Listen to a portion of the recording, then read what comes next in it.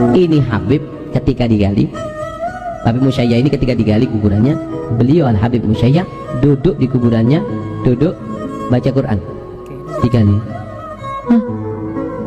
Apa? Kaget yang gagal. Assalamualaikum warahmatullahi wabarakatuh. Teman-teman, kita bertemu kembali di channel Cahaya Hidayah. Nah teman-teman, jadi di video kali ini saya akan membagikan video yaitu tentang terkait dongeng-dongeng khurafat dari Habib Ba'lawi. Tentunya teman-teman, kenapa saya selalu menampilkan yaitu dongeng-dongeng khurafat dari Habib Ba'lawi. Saya ingin menyelamatkan yaitu kaum muslimin yang ada di Indonesia ini jangan sampai tertipu yaitu oleh dongeng-dongeng khurafat dari Habib Ba'lawi yang mengatasnamakan karomah. Jadi mereka itu mengatasnamakan karomah para waliullah. Tapi mereka ini semestinya itu adalah cerita-cerita khurafat, cerita-cerita dusta yang belum tentu kebenarannya. Contohnya ya teman-teman yang sering saya bahas yaitu mereka itu katanya dari leluhurnya itu bisa menurunkan rantai emas dari langit, bisa memadamkan api neraka dengan jari kelingking dan lain-lain.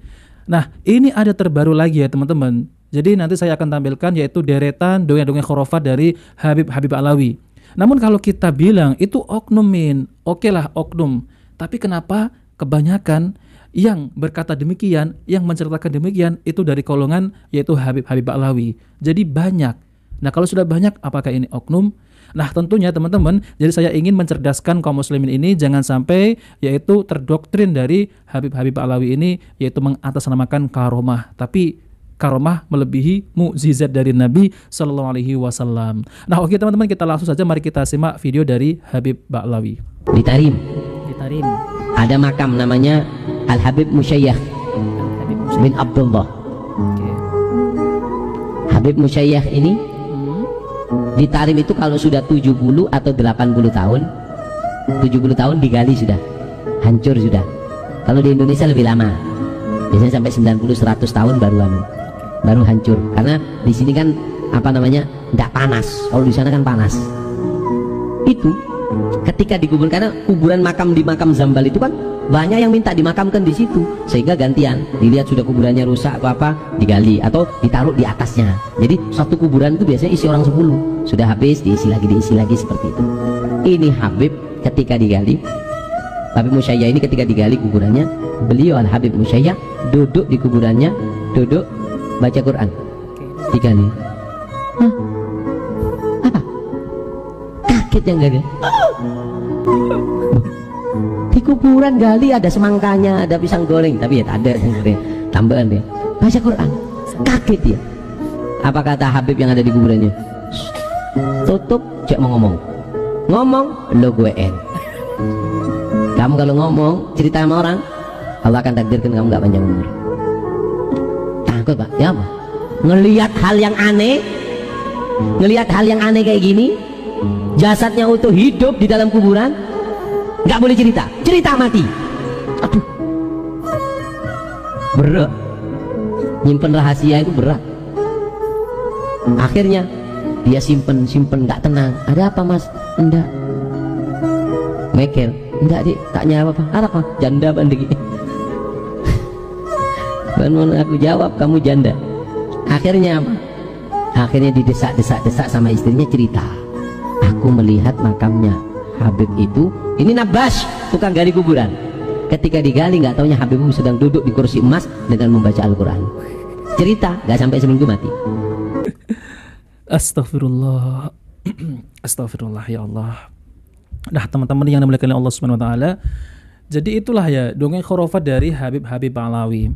Tentunya mereka itu kalau kita sebut itu khurafat, mereka nggak terima teman-teman. Ya mereka mengatakan ini karomah. Nah seperti itu teman-teman. Jadi ya umat Islam ini dikaburkan dengan jenis-jenis orang yang semacam ini. Padahal itu bukan karomah, itu adalah cerita dusta ya teman-teman. Saya yakin itu adalah cerita dusta. Jadi ada pisang goreng di dalam kuburan, lalu kemudian sebelahnya ada semangka, lalu kemudian lagi ya mereka itu katanya duduk di kursi emas sambil baca Quran. La haula wala quwata illa billah.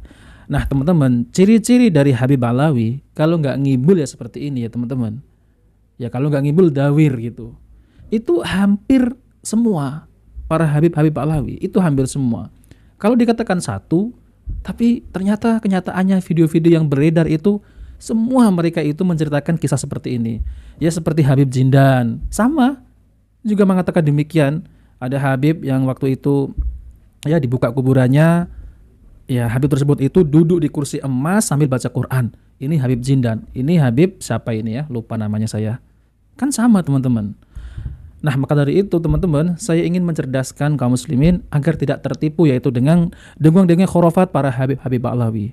Jadi kisah-kisah semacam ini tuh ya Allah ya membodohi kaum muslimin lah, intinya seperti itu teman-teman. Dan pada akhirnya kita ini sebagai orang awam percaya gitu saja. Dan kita ini memang ya harusnya bangsa ini harus bangsa yang cerdas. Jangan sampai bangsa kita ini dibodoh-bodohi oleh yaitu Habib-Habib Alawi yang selalu meninggikan leluhur mereka. Gitu loh ya teman-teman. Jadi teman-teman, panduan kita itu Al-Quran dan hadis Nabi SAW dan sesuai pemahaman para salafus soleh. Bahkan 4 imam mazhab itu ya teman-teman tidak pernah yaitu menceritakan hal-hal demikian. Padahal mereka adalah waliullah. Waliullah mereka itu, para 4 imam mazhab yang hafal ya jutaan hadis, ratusan ribu hadis. Waliullah. Tapi kenapa ya Habib-Habib Alawi ini dari golongan ini selalu mereka itu ya meninggikan dari golongan mereka. Seperti itu ya teman-teman. Ini pasti ada maksud yang tersembunyi. Ya tentunya cuan ya teman-teman. Nah oke teman-teman, kita lanjut di video selanjutnya yaitu dongeng khurafat dari Habib-Habib Alawi. Orang ulama besar yang terkenal, Allah angkat makamnya karena kecintaannya kepada Ahlul Bait, saudara. Almarhum wal maghfurlah Kiai Haji Hasan Genggong Probolinggo, saudara. Jangankan ketemu, saudara, ada Habib mau datang, ada Ye mau datang, beliau cium baunya. Nasyummu raihata Rasulullah, kami cium baunya Rasulullah, kata beliau, saudara. Saya dengar dari satu orang yang fiqah, ada satu haji datang mau bertamu ke Kiai Hasan Genggong. Saudara, sebelum haji ini datang, Kiai Hasan Genggong mengatakan kepada orang di sekitarnya, sebentar lagi ada cucu Rasulullah mau datang, saudara. Begitu haji ini datang, saudara, Kiai Hasan Genggong nanya kepada ini haji, supir kamu mana? Haji ini nggak tahu kalau supirnya ini Sayyid, saudara. Supir saya di mobil, beb, tidur, beb. Datang Kiai Hasan Genggong ke supirnya, saudara, dibangunkan itu supirnya, ye bangun, ye bangun, ye. Kaget ini supir. Ini supir nggak pernah bilang kalau dirinya Sayyid, saudara. Tahu dari mana Kiai antum kalau saya Sayyid? Saya cium baunya Rasulullah SAW.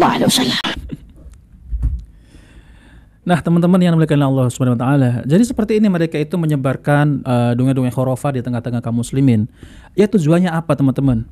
Tujuannya yaitu agar mereka itu dihormati, agar mereka itu dihargai, agar mereka itu dipuja-puja bahwasanya ini loh cucu Nabi Shallallahu Alaihi Wasallam. Lalu kemudian kita keluar uangnya, lalu kemudian kita minta air untuk didoakan, kita minta kesembuhan kepada Habib. Tapi tujuannya apa teman-teman? Yaitu mereka itu ingin dihormati, ingin dipuja-puja. Bahwasanya saya ini cucu Nabi, gitu ya teman-teman. La haula wala quwata illa billah. Padahal orang yang paling mulia di sisi Allah itu orang yang paling bertakwa kepada Allah Subhanahu wa taala, bukan karena nasab. Tapi mereka ini selalu berbangga-bangga dengan nasab mereka itu, bahwasanya saya cucu Nabi. Kalian harus cium tangan. Seperti itu ya teman-teman. La haula wala quwata illa billah.